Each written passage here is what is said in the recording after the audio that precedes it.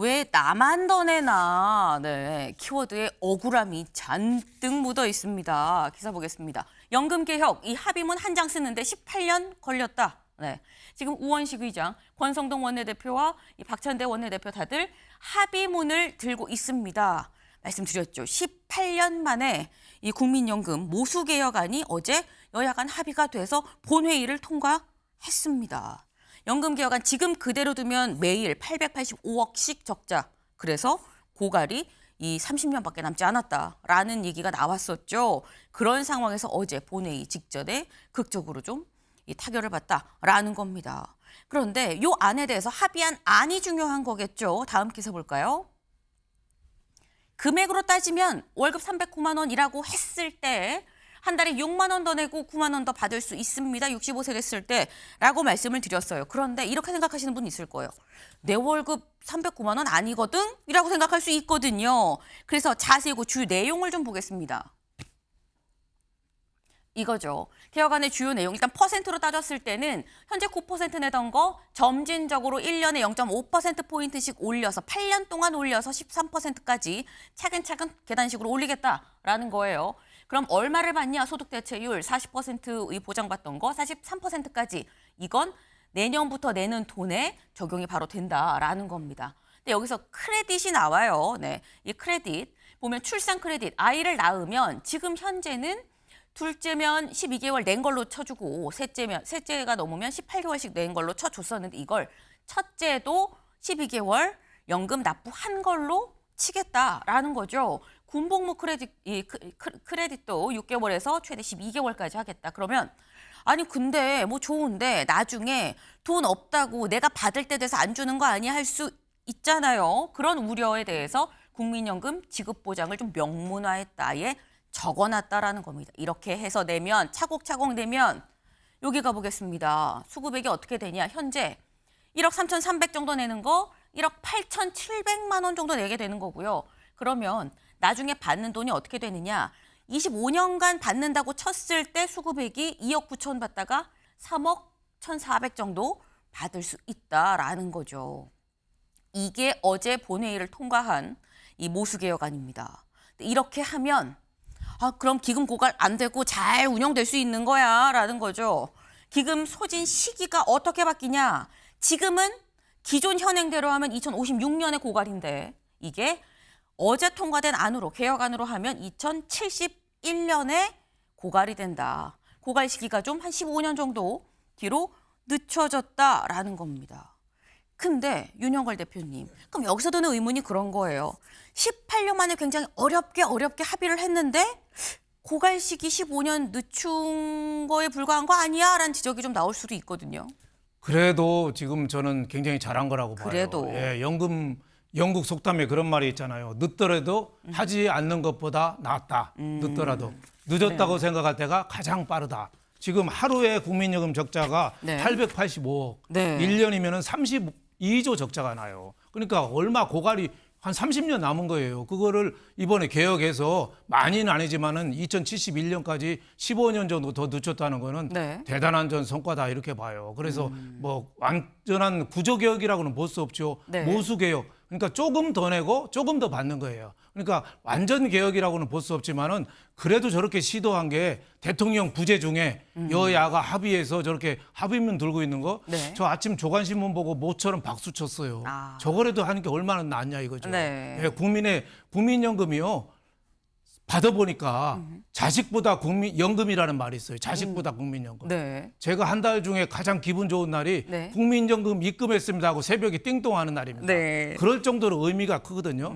그래서 이번에 국민연금이 저렇게 장기간 갈 수 있게 그나마 일부라도 했다는 게 굉장히 의미가 있다. 그래서 노태우 대통령 88년도에 도입했고 네. 김대중 대통령이 한번 개혁했고 노무현 대통령이 또 한 번 했거든요. 박근혜 전 대통령은 공무원 연금을 개혁하고 그쵸. 연금 개혁 안 한 사람이 이명박 대통령하고 문재인 대통령입니다. 이명박 대통령은 광우병 때문에 놀래서 못했고 문재인 대통령은 지지자들 눈치 보다가 못해서 못한 거예요. 누군가는 개혁을 해야 됩니다. 특히 국민연금은요. 저렇게 지금 받는 액수가 나오지만 네. 물가가 매년 반영이 됩니다. 저런 연금이 없어요. 그래서 젊은 층들이나 네. 이런 사람들이 지금 개혁에 대해서 좀 불만이 있을 겁니다. 그래서 어제 국회에서도 반대가 84명, 기권 반대가 84명이나 나왔거든요. 네. 하지만은 길게 보면은 저만한 연금이 없다.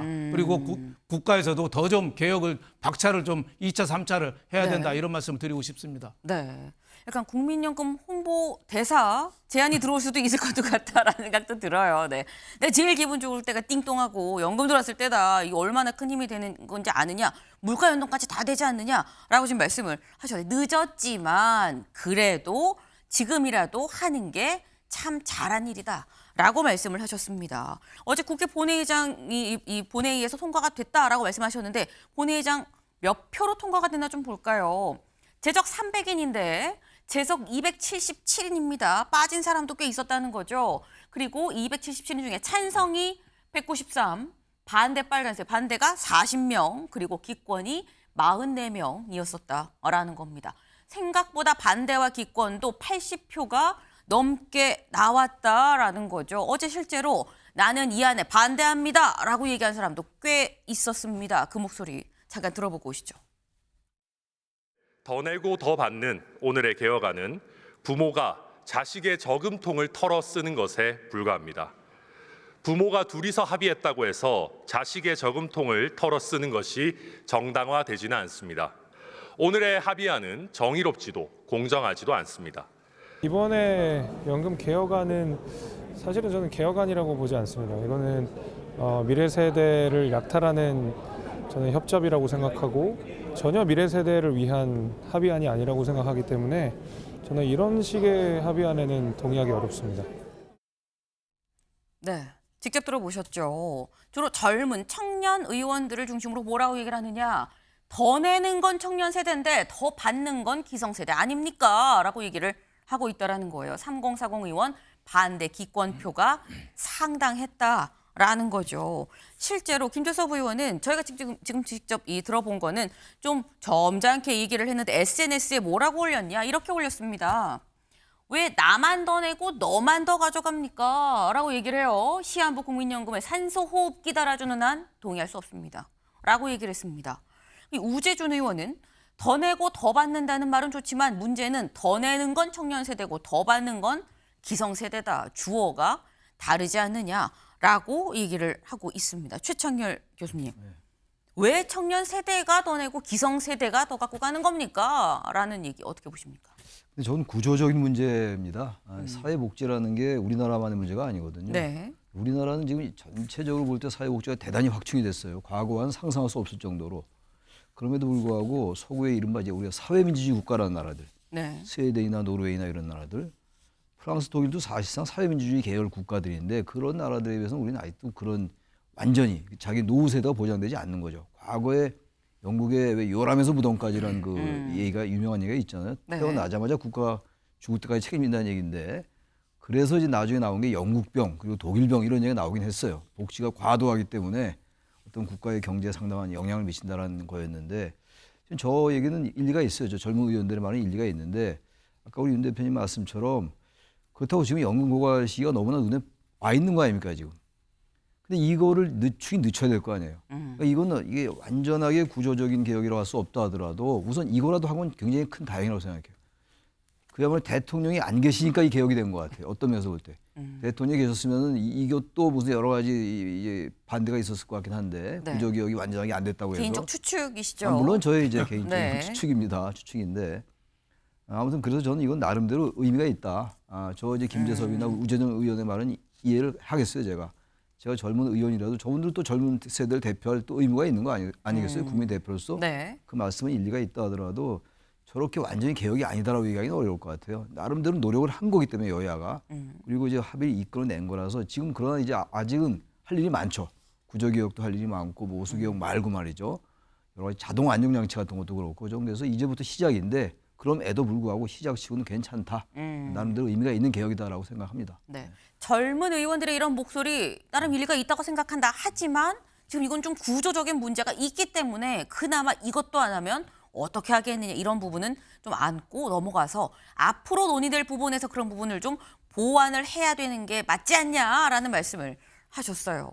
근데 지금 뭐 윤영걸 대표님도 그렇고 최창일 교수님도 그렇고 지금 제가 목소리를 들어봤습니다만 또 생각하실 수 있어요. 아이 좀 연배 있으신 분들한테 물어보니까 그런 거지라고 생각할 수 있습니다. 근데 저희 스튜디오 지금 저희 4명 중에서 가장 젊은 분 있죠. 이경민 변호사님 어떻게 생각하십니까?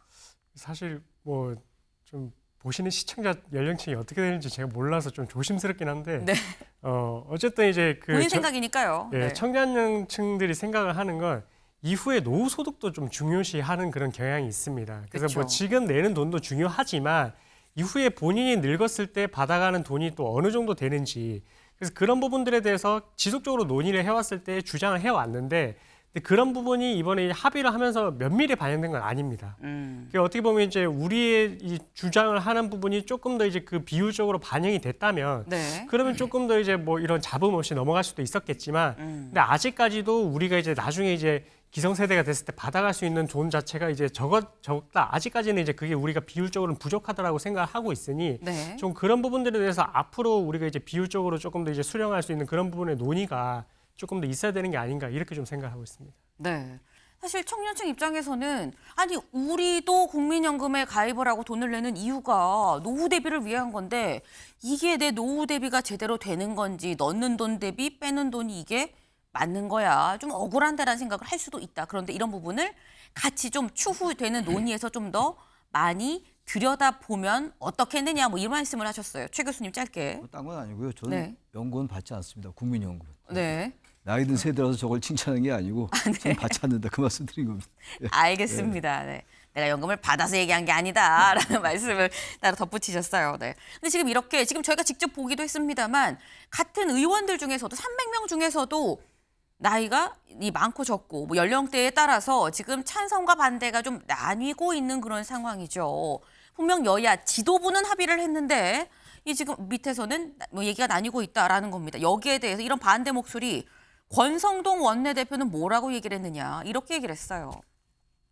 양당 모두 반대하는 사람이 있을 수밖에 없는데 그럼에도 불구하고 지도자라면 지도자가 결단을 내려야 될 문제 아니겠느냐. 결국 최종 결단은 지도자가 내리는 거다. 비판받는 걸 겁내서 당장의 표만 의식하면 지도자 하지 말아야지라고 얘기를 했어요. 그러면서 근데 다선 의원들이 지도부 고충 알면서도 비난 피하려고 투표에 참여 안 하고 빠지는 모습을 보니까 좀 그렇네 라고 얘기를 했습니다.